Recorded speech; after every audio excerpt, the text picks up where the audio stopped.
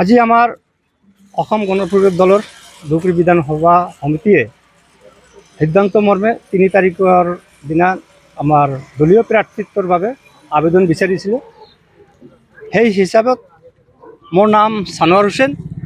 মই অসম গণ পৰিষদ দলৰ কেন্দ্ৰীয় সমিতিৰ সাংগঠনিক সম্পাদক আৰু মই ৮ নং ধুবুৰী বিধান পৰিষদৰ পৰা আগন্তুক বিধানসভা নিৰ্বাচনৰ বাবে প্ৰাৰ্থিত্বৰ দাবীদাৰ হৈ আমি আবেদন পত্ৰ দাখিল কৰিলোঁ।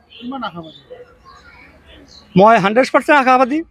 প্ৰথমতে কথা হ'ল যে আমাৰ কেন্দ্ৰীয় নেতৃত্বত আমাৰ চিটটো আগত হ'ব লাগিব।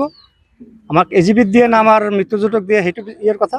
তথাপিও আমাৰ দল ধুবুৰী বিধান পৰিষদ সকলোৱে বিচাৰিছে এইবুলি আমাৰ ধুবুৰীত প্ৰাৰ্থিত্ব লাগে, দলীয় প্ৰাৰ্থিত্ব লাগে। সেই হিচাপত আমি আশাবাদী যে দলে মোক আগন্তুক নিৰ্বাচনত আমাক প্ৰতিদ্বন্দ্বিতাৰ কাৰণে সুযোগখন আমাক দিব।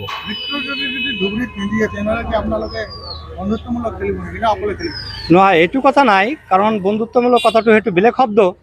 কাৰণ আমি তেনেকুৱা পৰ্যায়ত যোৱা নাই। আমাৰ সভাপতি মাননীয় অতুল বৰা ডাঙৰীয়া আৰু কাৰ্যকৰী সভাপতি কেশৱ মহন্ত ডাঙৰীয়াৰ ভালকৈ সিদ্ধান্ত ল'ব আৰু আমাৰ নেতৃত্ব NDA নেতৃত্বই যিটো সিদ্ধান্ত ল'ব তাতেই আমি আছোঁ। কাৰণ ইয়াত আমি বন্ধুত্বমূলক নিৰ্বাচন খেলাৰ পৰিস্থিতি আমাৰ দলেৰ বা তেনেকুৱা সিদ্ধান্ত আজিলৈকে লোৱাই নাই। যদি লোৱা নাই তেতিয়াহ'লে আপোনালোকৰ এপ্লিকেশ্যন ইতিমধ্যে দিবলৈ আপোনালোকৰ তাৰিখ ধৰি দিছে। এইটো বিধান পৰিষদে বিচাৰিছে। বিধান পৰিষদৰ সাংগঠনিকৰ সংগঠনৰ মূল ভেটি। গতিকে বিধান পৰিষদে আশা কৰিছে যে এইবাৰ দলীয় টিকট আমাৰ ধুবুৰী বিধানসভাত লাগে। তাৰ কাৰণে তেখেতৰ প্ৰাৰ্থিত্ব কোনে কোনে আছে তাৰ পৰ্যায় ক্ৰমে গৈ তেখেতসকলে দলীয় প্ৰাৰ্থিত্ব বিচাৰি দিছে। কি ক'ব, আজি আপুনি এপ্লিকেশ্যন দাখিল কৰে? আজি আমি এপ্লিকেশ্যন দাখিল কৰিলোঁ। দলে যদি মোক যোগ্য প্ৰাৰ্থী ভাবে, মোক যদি টিকিট দিয়ে, তাহলে মই দলৰ হৈ কাম কৰিম আৰু ৰাইজৰ হৈ কাম কৰিম, দলৰ নিয়ম নীতিৰ ভিতৰত থাকিম। আপুনি দলৰ হৈ কি পদবীত আছে? আমি কেন্দ্ৰীয় কমিটিৰ সংখ্যালঘু পৰিষদৰ সাধাৰণ সম্পাদক আছোঁ। আপোনাৰ ইতিমধ্যে প্ৰচাৰ আৰম্ভ কৰিছে? আমি টুকটাক প্ৰচাৰ কৰি আছোঁ আৰু আমি 5 বছৰ ৱাৰ্ড কমিশ্যনাৰ আছিলোঁ দলৰে। এতিয়া আমাৰ সৰু বইনে আছে ৰানিং ৱাৰ্ড কমিশ্যনাৰ 7 নম্বৰৰ দলৰ আছে। আমি দলৰ সাংগঠনিকও কাম কৰি আছোঁ আৰু ৰাইজৰো কাম এনেই কৰি থাকোঁ আর কি। আপনি আশাবাদী না?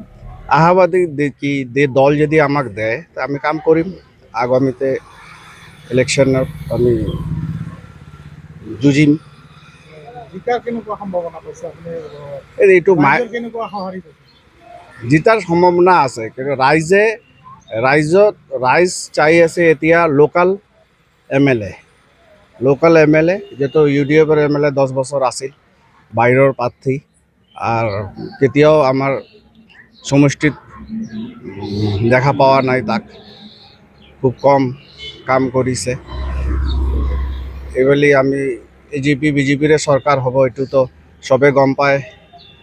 এইবাৰ আমাৰ ধুবুৰীবাসী চৰকাৰৰ লগত থাকিব।